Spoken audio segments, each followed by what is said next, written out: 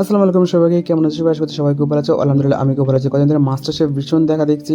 তো master chef দেখে দেখে এই ধরনের প্লেটিং করার ইচ্ছা খুবই হয়েছিল আমার। তো ফ্রিজের মধ্যে ব্যাস কয়েক টুকরো মাংস ছিল, সেগুলো আমি মানে চিকেন স্ট্রিপ বলে না, লম্বা লম্বা মতো, তো পাতলা পাতলা, তো সেরকম করে আমি কেটে নিলাম।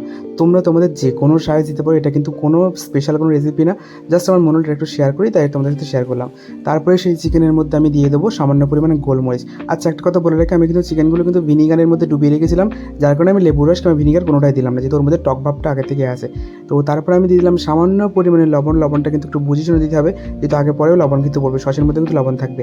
তারপর দিলাম টেস্টের জন্য একটু ম্যাগি মশলা, সম্পূর্ণ অপশনাল, দিতে পারো না দিতে পারো। তারপর দিলাম এভারেস্টের যে জিঞ্জার গার্লিক পেস্ট, মানে আদা রসুনের যে পেস্টটা, এটা কিন্তু ইজিলি যে কোনো মানে শপে পাওয়া যাবে, যে কোনো দোকান মুদিখানা দোকানে পাওয়া যাবে। তারপরে কী করবো, তারপরে দেবে সামান্য পরিমাণে কাশ্মীরি লাল লঙ্কার গুঁড়ো। তো কাশ্মীরি লাল লঙ্কার গুঁড়ো দিলে কী হবে, কালারটা ভালো আসবে, একটা ভালো একটা ফ্লেভার আসবে। তারপরে দিতে দেবো সামান্য পরিমাণে জিরে গুঁড়ো। আর ধনে গুঁড়োটা আমি স্কিপ করলাম, তোমরা চালিয়ে দিতে পারো, না চাইলে না দিতে পারো। তারপর আমি যেটা দেবো সেটা হলো চাইনিজ মানে শেজওয়ান, চিংসের শেজওয়ান যে সসটা, তো চিংসের শেজওয়ান সসটা আমি মাত্র 1 চামচই দেবো। তারপর দেবো কিষানের টমেটো সস। টমেটো সসটা দিয়ে কিন্তু খুব ভালো করে এটাকে ম্যারিনেট করতে হবে। ম্যারিনেট করে কিন্তু কমসে কম রাখতে হবে 1.5 থেকে 2 ঘন্টা পর্যন্ত। তো সরি, বলতে বলে গেছিলাম, সামান্য পরিমাণে কিন্তু আমি সয়া সস আর একটু সর্ষের তেল দিয়েছিলাম। সর্ষের তেলটা মাস্ট দেবে, তাহলে একটা কিন্তু একটা ঝাঁঝালো বেশ ফ্লেভার আসবে, ভালো লাগবে খেতে। এগুলো কিন্তু খুব ভালো করে ম্যারিনেট করতে হবে। ম্যারিনেট করার সময় মনে রাখতে হবে যে হাতে কোনো গ্লাভস না পরলে ভালো হয়, কারণ এটা ঝাল কিন্তু একদম, আর কাঁচা লঙ্কা বাটাতে আমি দিইনি।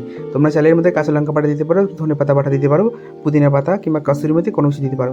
তারপরে 2 ঘন্টা পর ফেরত আসলাম, ম্যারিনেটটা পুরো একদম জমে গেছে ওর সাথে।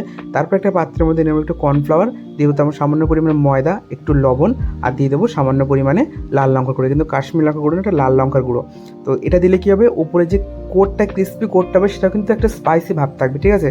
তো দিয়ে খুব ভালো করে এটাকে মিক্স করতে হবে। মিক্স করার পর আমাদের যে মাংসটা আছে, সেই মাংসটা কিন্তু এর সাথে মানে ম্যারিনেট, মানে এই যে ড্রাই ম্যারিনেটটা, মানে কনফার্ম ম্যারিনেট, এটা কিন্তু মাংসের সাথে মেশালে কিন্তু হবে না, তাহলে মাংসটা নর্মাল চিকেন পকোড়ার মতো হবে।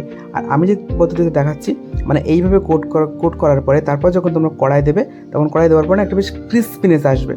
দেখতে পাচ্ছ, মানে প্রথমে একটা কড়াই দিয়ে দিয়েছিলাম, তারপর এর মধ্যে একটা উপর থেকে একটা ক্রিস্পিনেস আসবে। আর যে ক্রিস্পিনেসটা প্রতিটা কণায় কণায় থাকবে কিন্তু একটা ফ্লেভার, কারণ আমরা যেহেতু মানে ড্রাই মিক্সটা যেটা বানিয়েছিলাম, তার মধ্যে কিন্তু আগে থেকে আমরা কিছু মশলা অ্যাড করেছিলাম। তো তারপরে দেখতে খুব ভালো করে কিন্তু এগুলো ভেজে নিতে হবে, আর একদম পুড়িয়ে ফেললে হবে না। এটা কিন্তু খুব তাড়াতাড়ি পুড়ে যাবে, যেহেতু ময়দা দেওয়া আছে, কর্নফ্লাওয়ার দেওয়া আছে, খুব তাড়াতাড়ি পুড়ে যাওয়ার ভয় থাকে। তো পুড়িয়ে ফেললে কিন্তু একদম, আমরা দেখো মানে আমার রেসিপি কিন্তু একদম রেডি। এটা কিন্তু কোনো স্পেশাল কোনো রেসিপি না, আমি জাস্ট একটা ডেকোরেশন করবো, মানে আমার খুব অনেকদিন ইচ্ছে ছিল এরকম একটা মাস্টার শেফ স্টাইলে ডেকোরেট করবো। তাই যতটা পেরেছি ততটা করেছি। আমার হাতের কাছে কিছুই ছিল না, জাস্ট একটা প্লেট ছিল, আর একটু সস ছিল, আর একটু মানে মিন্টের পাতা ছিল। তো এই রেসিপিটা কেমন লেগেছে অবশ্যই জানিও। সবাই খুব ভালো থাকো, দেখা হচ্ছে পরের ব্লগে। টাটা।